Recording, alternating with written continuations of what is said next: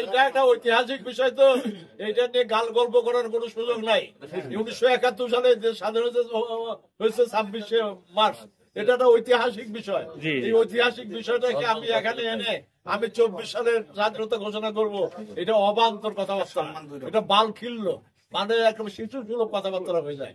আমরা ইতিহাস থেকে সরতে পারি না, কিছুতেই না। 1971 সালে এই দেশ স্বাধীন হয়েছে, 30 লক্ষ মা আমাদের মানে শহীদ হয়েছে, 2 লক্ষ মা বোনের ইজ্জত দিয়ে এই দেশ স্বাধীন হয়েছে। এটাকে ঘোষণার মতো করার কোনো কারণ নাই।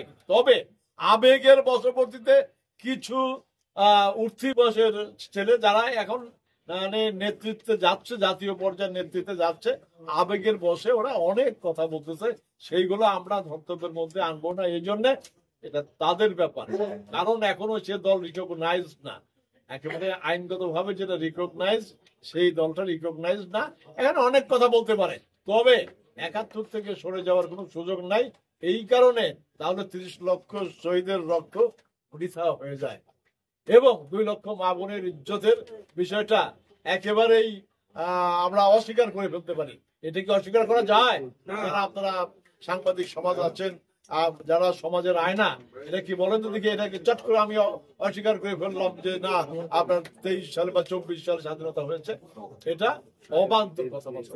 এই অবান্তর কথাবার্তা বলার কোনো কারণ নাই, তবে এটা এক ধরনের শিশু সুলভ আচরণ। তার মানে বলতে চাচ্ছেন যে 9 মাসের যুদ্ধ আর 36 দিনের এক না, তাই তো? আমি তার কথা বলি, এই আন্দোলন এক জিনিস।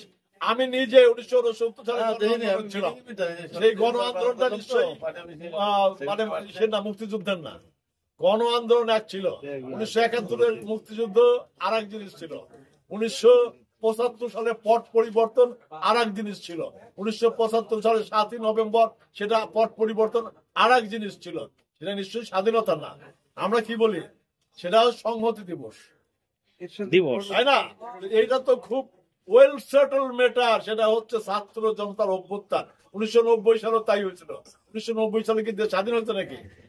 স্বৈরাচার মুক্ত হয়েছে এবং অভ্যুত্থান হয়েছে। সে অভ্যুত্থান সিপাহী জনতার অভ্যুত্থান হয়েছে 1975 সালের 7ই নভেম্বর। সাধারণ জনগণের অভ্যুত্থান হয়েছে 90 সালে স্বৈরাচারের বিরুদ্ধে, এবং ছাত্র জনতার একসাথে কথাটা আসছে, ছাত্র জনতার অভ্যুত্থান হয়েছে 5ই আগস্ট 24 সালে। কাজেই এই ফ্যাসিস্ট শাসনের অবসান হয়েছে। একটা ফ্যাসিস্ট শাসনের অবসান আর দেশ স্বাধীন এক জিনিসকে বানাবে কিভাবে? কারণ দেশটা আগে পরাধীন থাকতে হবে। দেশ স্বাধীন হওয়ার আগে যদি দেশটা পরাধীন থাকে, আমরা যেরকম পাকিস্তানের কাছে পরাধীন ছিলাম, সেই পাকিস্তানের বিরুদ্ধে সশস্ত্র আন্দোলন করে আমরা স্বাধীনতা অর্জন করেছি। আর স্বৈর শাসকের বিরুদ্ধে আন্দোলন করে সেই স্বৈর শাসকের পতন হলে সেটা স্বাধীনতা বলা চলে না। স্বৈর শাসক পতন হয়েছে গণতন্ত্র মুক্তির পথে, যদি এখনো গণতন্ত্র আমরা পরিপূর্ণভাবে পাই নাই, কারণ সাধারণ নির্বাচন না হওয়া পর্যন্ত গণতন্ত্র পেয়েছি এটা আমরা বলতে পারছি না। আমরা গণতন্ত্রের জন্য এখনো যুদ্ধ হয়ে যাচ্ছে এবং সর্বস্তরে আমরা মানুষদেরকে সচেতন করছি এইভাবে যে আমরা গণতন্ত্র পুনরুদ্ধার চাই। ইনশাল্লাহ আমরা এই বছর না হলেও আগামী বছর জুন মাসের মধ্যে যে কথাটা সরকার বলছে, আমরা এখনো কথা বলতে পারছি না।